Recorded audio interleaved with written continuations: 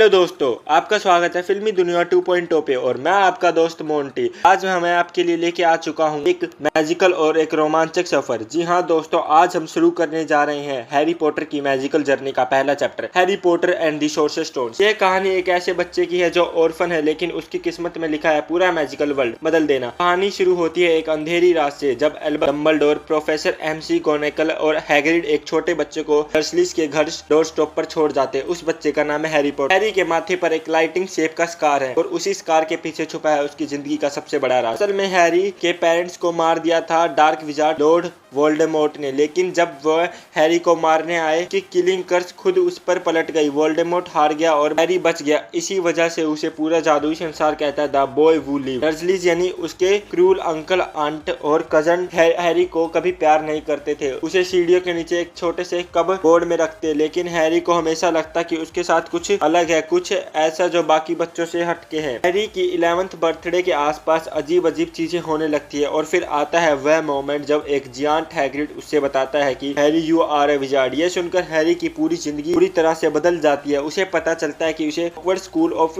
विटक्राफ्ट and Wizardry में admission मिला है। लंदन के किंग्स क्रॉस स्टेशन पर प्लेटफॉर्म 9:45 से हैरी हॉगवर्ट्स एक्सप्रेस पकड़ता है। यहीं उसकी मुलाकात होती है उसके लाइफ टाइम फ्रेंड से, रॉन वीजली और हरमाइनी ग्रेंजर। हॉगवर्ट्स का एंट्री सीन इटसेल्फ मैजिकल है। एक महल जैसा castle, moving star cases, talking portraits और एक एनहेंस्ड सीलिंग वाला dining hall. Sorting hat ceremony में हैरी को फाउंडर हाउस में भेजा जाता है। क्लासेस, पेशेंस, फ्लाइंग लेसन, सब कुछ नया और मैजिकल होता है। लेकिन हॉगवर्ट्स में एक बड़ा राज छुपा है, सोर्सरर्स स्टोन्स। यह एक पावरफुल मैजिकल ऑब्जेक्ट है जो देता है इमॉर्टिबिलिटी एंड अनलिमिटेड हेल्थ। हैरी और उसके दोस्त धीरे धीरे क्लूज पाते हैं कि कोई इसे चुराने की कोशिश कर रहा है। फॉरबिडन फॉरेस्ट में हैरी और उसके दोस्त को पता चलता है कि कोई डार्क क्रिएचर वोल्डेमॉर्ट से जुड़ा हुआ है। फ्लफी नाम का 3 हेडेड डॉग एक डोर गाइड कर रहा है। धीरे धीरे उन्हें क्लियर हो जाता है कि कोई उस स्टोन को पाना चाहता है। हैरी, रॉन और हरमाइनी डिसाइड करते हैं कि वह खुद स्टोन को बचाएंगे।